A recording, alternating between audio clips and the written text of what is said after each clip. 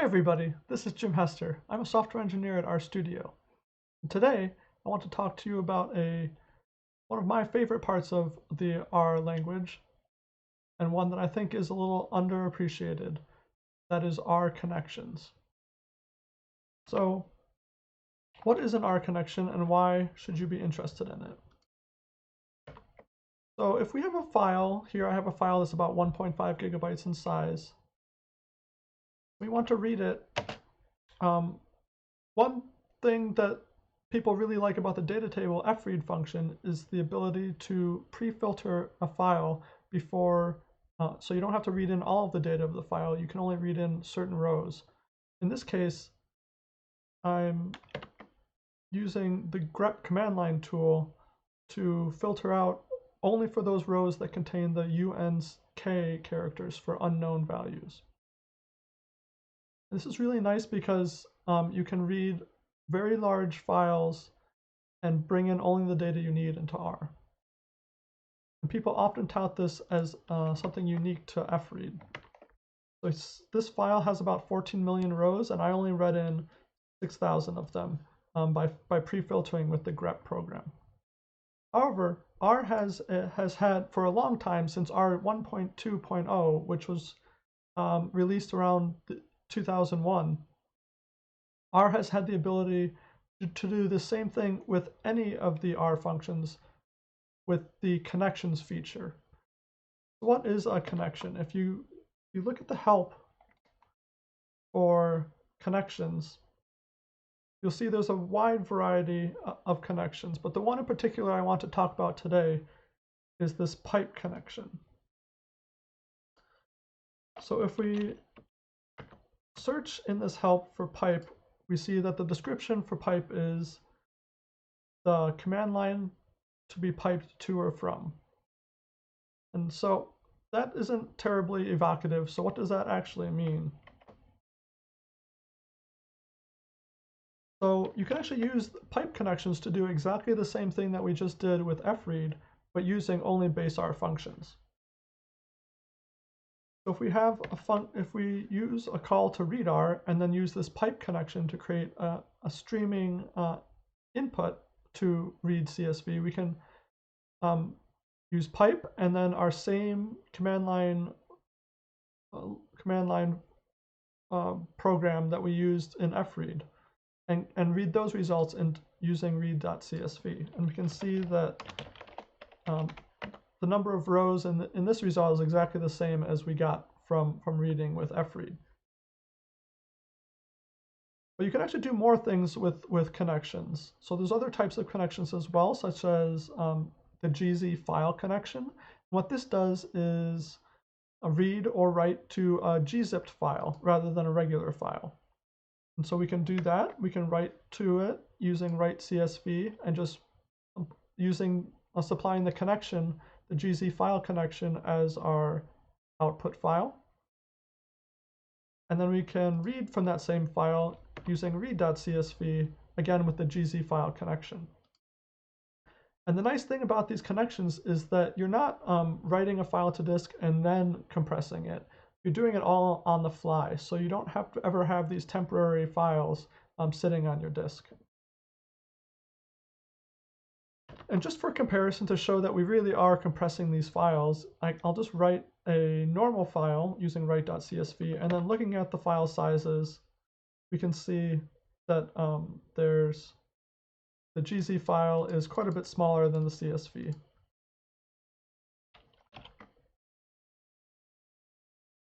You can also do more things with this. So you can actually read remote files directly from the URL using the URL connection.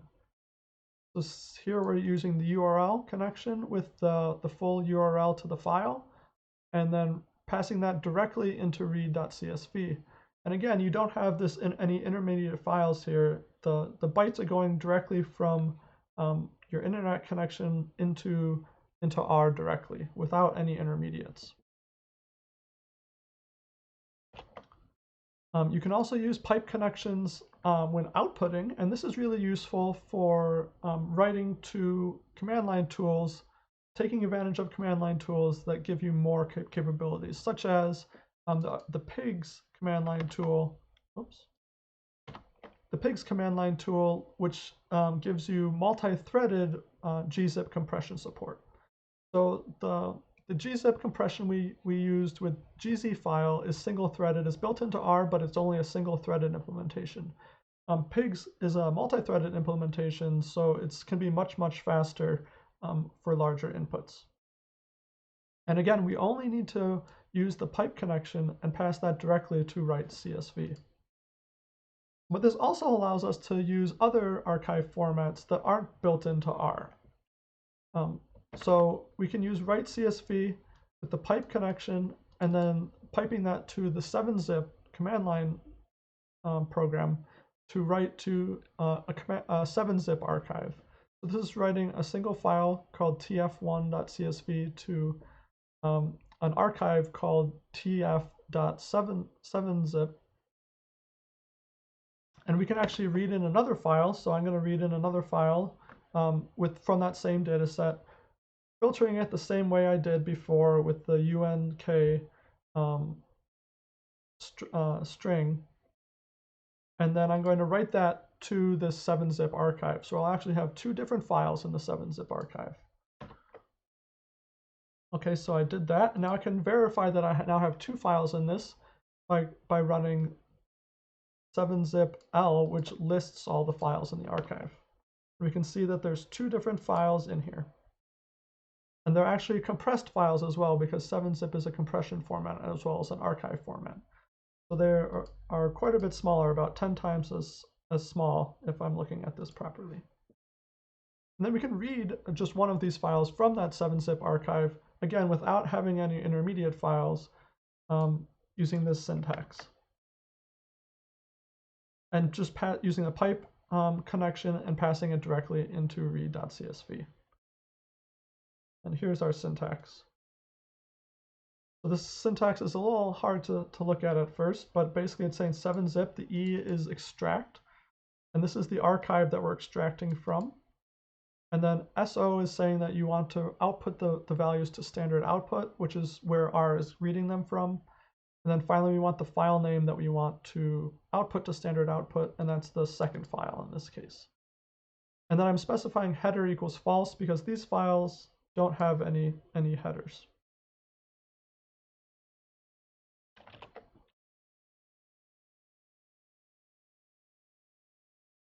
So that was 7-zip. You can also use other compression formats, other more modern compression formats that have very good characteristics.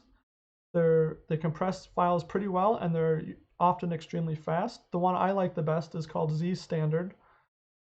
And here I'm actually using the pipe connection, piping to the Z standard program, and actually this T0 is using multiple threads, as many threads as my machine has, to do this compression. So it's extremely fast. And then I can read from that compressed file using the Z standard cat program, and we get back our data. And we can look at the size of these files. You may have seen a preview of this earlier if you were paying attention. Our Z standard is actually smaller than the gzip file, and is also actually compresses faster than the gzip or even the multi-threaded gzip in pigs. So that's really nice that you can do this with base R functions, but you can also do this with both the readr and vroom packages. They both support reading and writing to R connections. So, and the benefit of using one of these packages over the functions in base R is, one, they're more powerful and featureful, and also a bit more consistent in how they deal with input and output. But also, both of them are much faster. In particular, vroom is much faster for reading and writing than the base R functions. And we can observe that with a small data set. So we're going to use the same data set. I'm going to take the first 1,000,000 rows and read it with vroom. Oh, we have to load the vroom package. And we'll load readr for good measure. We'll read this with vroom, and then we can see how long it's going to take to write this file, just a regular file, a regular CSV file back. So it took us about 800 milliseconds to write the file as just a regular file. And now we can benchmark writing not a regular file, but the Z standard file with a variety of methods, with write.csv, with readr, and with vroom.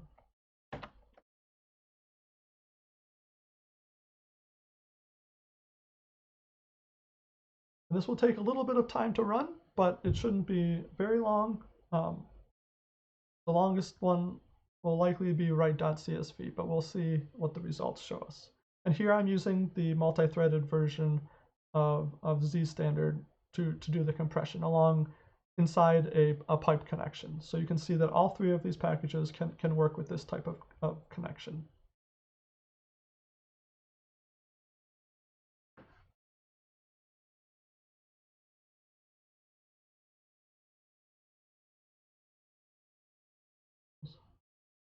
Taking a little longer than it was when I was when I'm recording because of the overhead of running the video capture.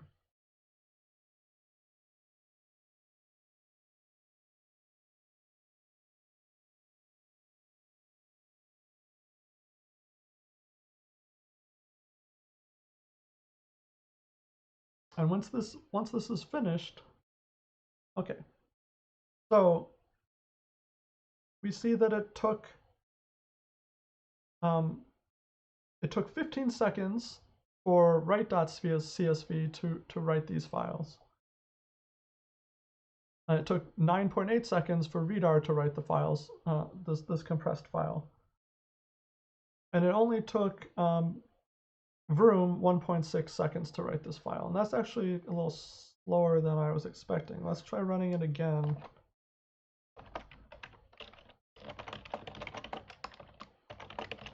Yeah. We'll benchmark it again. Yeah, I guess it's about that when I'm doing this capture. So this is still much fast. This is basically on par with writing a normal file.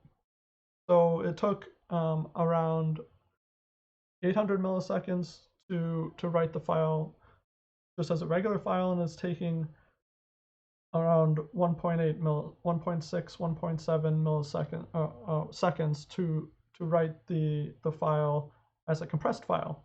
But these files are actually much smaller than the uncompressed file. So this is about a fifth of the size in the Z standard compression. So because this is so fast, it really encourages you to, and then we can do the same thing for reading. And we'll see basically similar results, that read.csv takes, I don't know, around 15 seconds or so.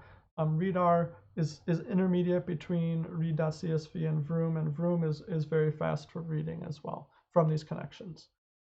So I think this is really powerful to be able to write files to these compressed formats and not have a ton of overhead in writing or reading from those compressed formats. It can save you a ton of disk space if you have a lot of large files that you're dealing with. Another thing that you can do with pipe connections is you can also do more sophisticated things with pipe connections. So there was a question on Twitter about downloading something from the internet, pre-filtering it before it gets to R, and then like piping it to grep and then piping that into R. And they wondered if this was possible to do with the vroom package. And it's possible to do with any package that works with pipe connections. So we can demonstrate that with read.csv. So here we are piping from a URL. So we're piping from the mtcars dataset from this URL. And then we're using the Unix pipe now to pipe that into grep. And we're using a case-insensitive search for the Merc, which is the Mercedes rows. So that's the rows we're looking for. And this is pretty nice, but One thing we're missing is that we don't get the header row in this case because the header doesn't have Merck in that row. So what's one way to get the header row? So the way I would suggest doing that is using using a Perl one-liner. So here and the one-liner is here. So rather than using grep, I'm using Perl now. I'm saying use English so I can have this nice readable variable name. And then I want to print the lines only if either the input line number is 1 or if it matches this regular expression, Merck, case insensitive match for Merck. And then we can see we get the results that we want. We get the header row and we get all of the Mercedes.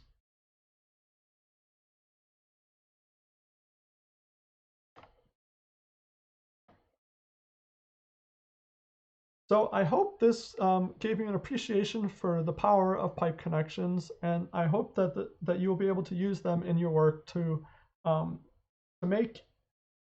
let you pre-filter often using grep, or taking advantage of multiple threads or other compression formats by using pipe connections to write using pigs or Z standard compression. And if sort of this taste of the Unix command line whet your appetite for more on that, there's 2 great books that I would recommend for learning Unix tools. First, the Unix Workbench, and second, the Data Science at the Command Line. Both of these tools are actually written in R. They're blog down, or they're book down online books. And I think they both do a good job of walking you, of doing an overview of the available command line tools and sort of where are a great introduction to the topic. So thanks for listening, and I'll see everybody next time. Oh, and I recently updated jimhester.com, including links to all of my videos. So if you're interested in more content from me, please go to jimhester.com. See you guys next time.